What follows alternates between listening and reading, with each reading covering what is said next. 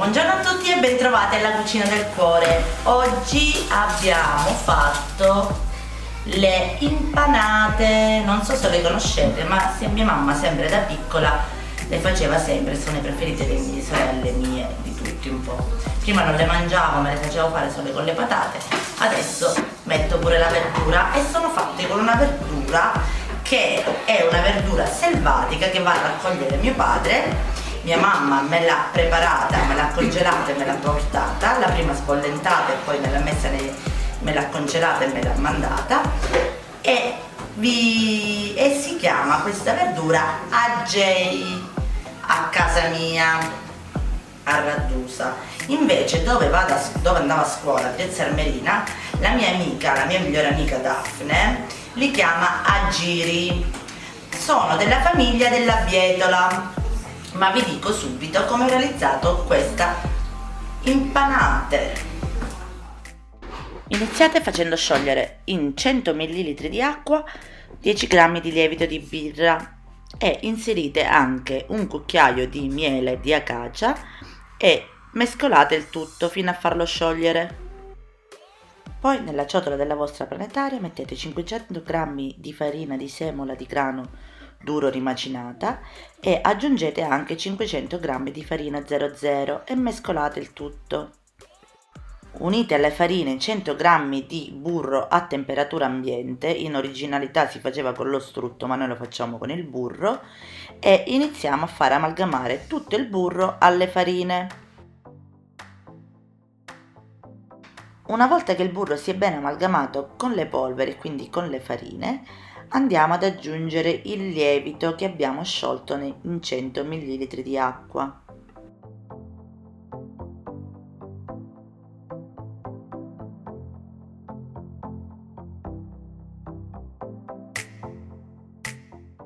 Dopodiché andremo ad aggiungere anche la restante acqua, 350 ml, ma molto lentamente perché questo impasto ha bisogno di un'idratazione lenta. Quindi aggiungetela poco alla volta, mettetene un goccio, aspettate che si assorba e poi inserite l'acqua fino all'esaurimento di tutta l'acqua.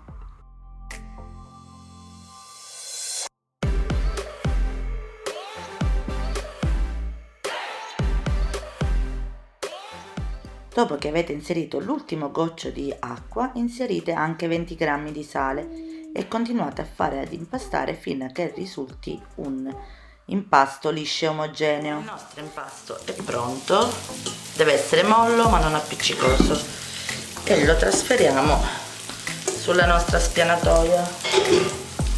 Una volta trasferito sulla nostra spianatoia, guardate com'è, sembra quasi biscotto, andiamolo a dare un po' di forza, così.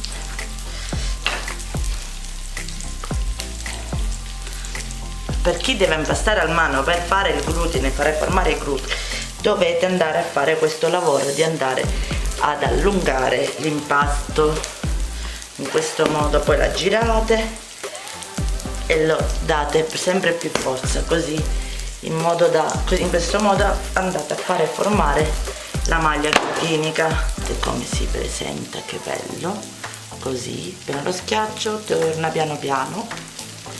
Prendete una ciotola, spruzzatela con il mio amato staccante spray, mettete qui dentro e lasciate lievitare a forno spento con la luce accesa fino al raddoppio. Ci vorrà all'incirca un'oretta.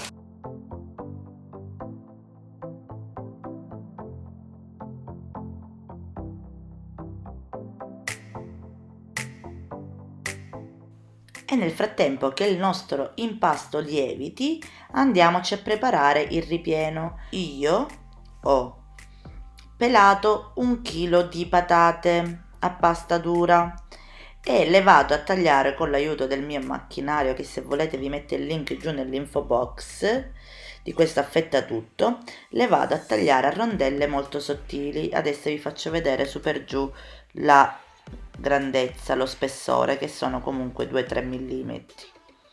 Comunque potete pure farle a cubetti, io li ho fatti anche a cubetti, ma questa volta ho deciso di farle così a rondelle, così si cuocevano prima. Le affettiamo tutte e le mettiamo sempre in ammollo in acqua fredda, così che non anneriscono. Ecco, questo è lo spessore che dovrete ottenere.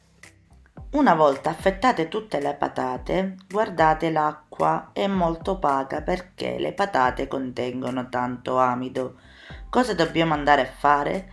Dobbiamo andare a sciacquare le nostre patate fino ad ottenere un'acqua chiara e limpida. In questo modo andiamo a eliminare tutto l'amido in eccesso. Vedete adesso com'è cambiata l'acqua? È chiarissima e trasparente. Dopodiché andiamole a scolare in un colapasta ovviamente e le andiamo ad asciugare per bene su un canovaccio pulito in questo modo.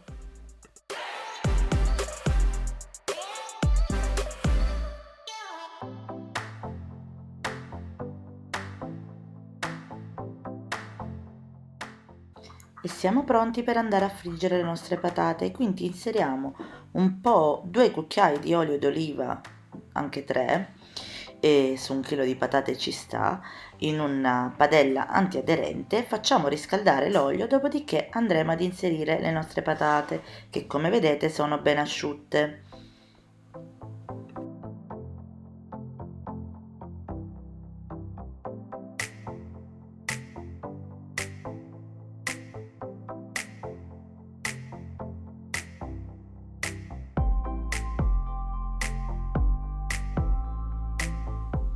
Ed una volta inserite le nostre patate andiamo a mescolare il tutto così che l'olio si sparga su tutte le patate e non rimanga solo ed esclusivamente in fondo al pentolino o alla padellina.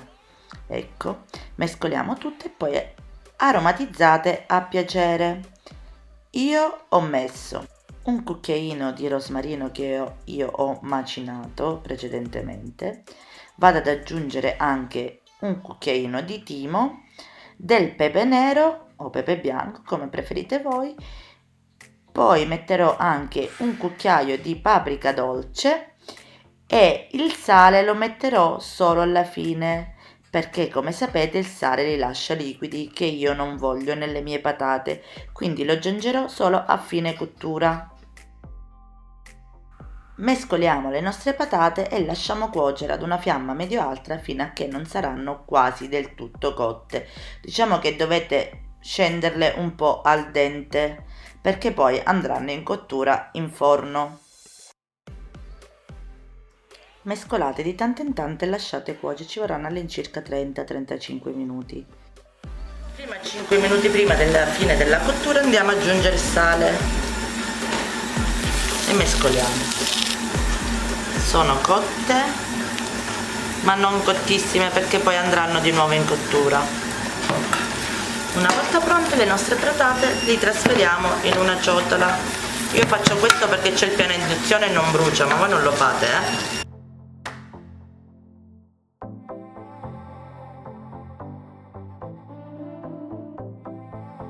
Adesso nello stesso padellino andiamo a fare rosolare per un paio di minuti una cipolla grande o 2 cipolle piccole. Io sto utilizzando quella rossa ma è indifferente quale utilizzate.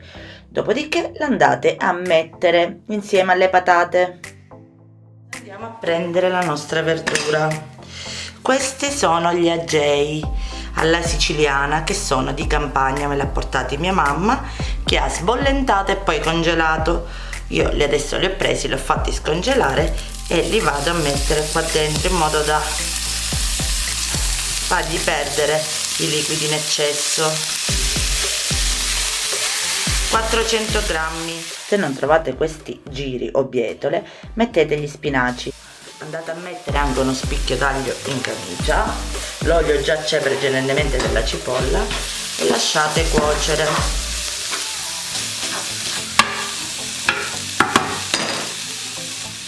Dopodiché andrete a mettere delle olive nere denocciolate. Io ne ho messo all'incirca 30 grammi.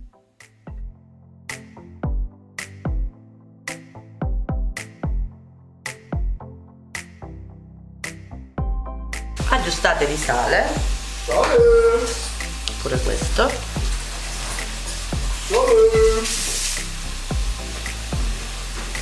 E pepe.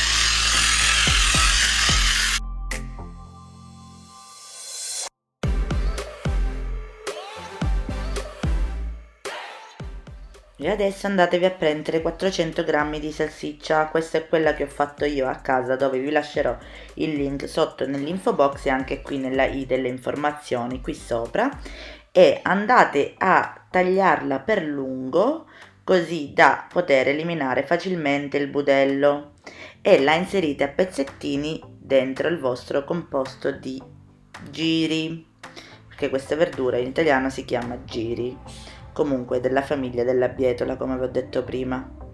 E ovviamente se non la trovate potete utilizzare anche spinaci o qualcos'altro che si assomigli.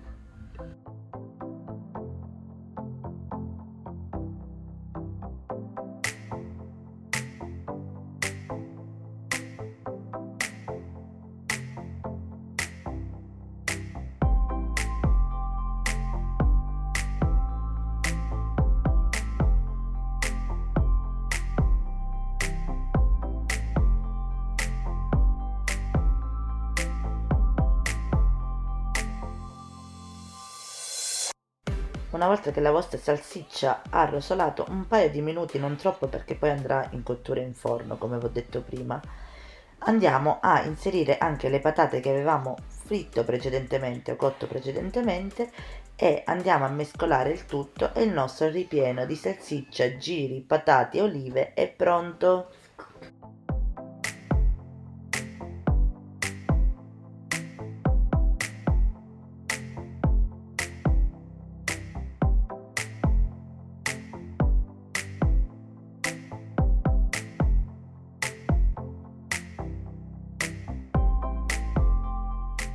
Lasciate intiepidire un pochino e poi andate ad aggiungere 300 g di formaggio a pasta filante tipo Gouda o tipo Provola Dolce o Emmental, quello che comunque più preferite, poi in base al formaggio darà un sapore diverso, e 2 cucchiai di parmigiano reggiano o grana padano. Se dovesse mettere del primo sale o del pecorino, vi consiglio di non aggiungere tanto sale, perché altrimenti sapete che è molto sapido come formaggio, diventerà salato tutto il composto. Comunque il pecorino ci sta benissimo, vi volevo dire. Mettetelo da parte e lasciatelo raffreddare. E adesso possiamo andare a formare le nostre impanate, visto che abbiamo tutte le componenti pronte. In realtà ci sono alcuni posti della Sicilia dove le chiamano pure schiacciate, io a casa mia l'ho chiamate sempre impanate. Comunque con questo tipo di impasto potete farlo in 1000 modi diversi, quindi 1000 ripieni diversi. Può essere anche un'ottima variante come ricetta svuota frigo. Adesso andiamo a pezzare il nostro impasto. Io ho fatto delle impanate da 150 grammi ognuno. Le ultime due mi sono venute da 100 grammi ciascuna. Comunque regolatevi voi in base alla grandezza che volete andare a formare delle vostre impanate o schiacciate.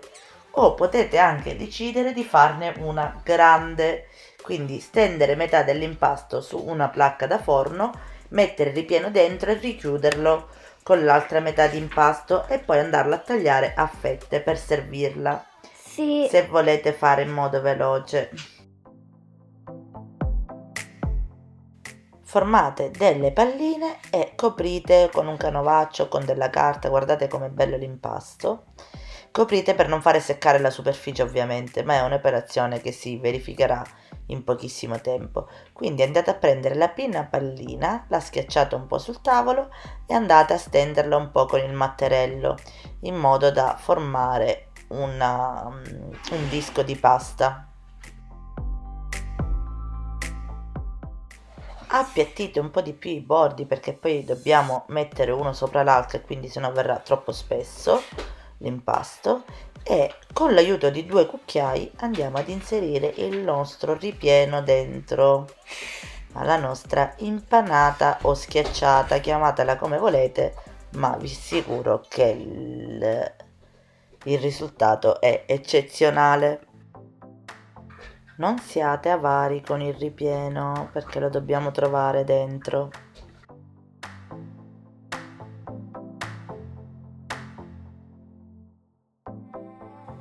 Fatto questo, andiamo a prendere i lati, prima uno e poi l'altro, tiriamo un po' e iniziamo a chiuderlo in questo modo come sto facendo io. Vedete? Cercate di fare uscire l'aria. Ecco così. Girate da un lato e premete con la mano, così come sto facendo io, e poi richiudete i bordi come abbiamo fatto per l'empanata, delle quali vi lascerò la videoricetta anche qua sopra se volete, in questo modo, così da fissare bene tutti i bordi. Ovviamente potete farlo anche con i rebbi della forchetta.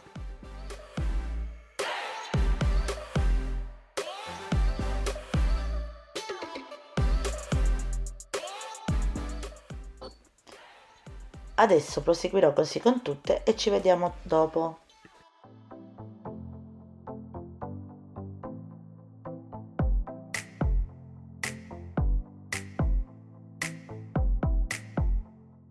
E una volta che le nostre impanate sono tutte formate, andatele a spennellare con un tuorlo e un pochino di latte. Dopodiché andrete a cospargere la superficie con dei semi di papavero, o se non ce l'avete usate anche dei semi di sesamo o anche niente. Ed eccole qui pronte le nostre impanate o schiacciate. Guardate che sono carine. Quindi andiamo in forno a 225 gradi, forno statico preriscaldato per circa 15 fino a 25 minuti. Regolatevi voi a seconda del vostro forno. Le abbiamo tenute in forno 25 minuti e adesso vi faccio vedere come sono all'interno.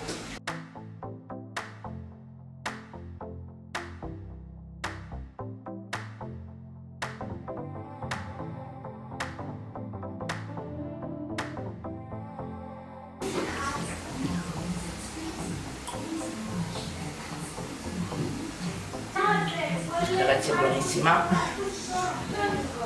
Raga, io vi saluto, vi rimando alla prossima videoricetta, vi dico che è buonissima. Se volete rifarli inviatemi le foto su Instagram, Facebook oppure anche per email, che ve la metto giù nell'info box. La ricetta la troverete sempre per iscritto qua sotto nell'info box. Spero che anche questa videoricetta vi sia piaciuta. Se vi è piaciuta lasciate un like e un commento, così saprò che vi è piaciuta. La prossima videoricetta è la cucina del cuore, intanto continuo a mangiare. Ciao! Ultimo ma non per ultimo, voglio fare un grossissimo augurio di buon compleanno alla mia amica Irene del canale Irex ai Fornelli e del canale Irex in the Wonderland. Irene, ti voglio bene tantissimo, tanti auguri di buon compleanno, e a voi lascerò il link dei suoi canali qui sotto nell'info box. Un grosso abbraccio, alla prossima!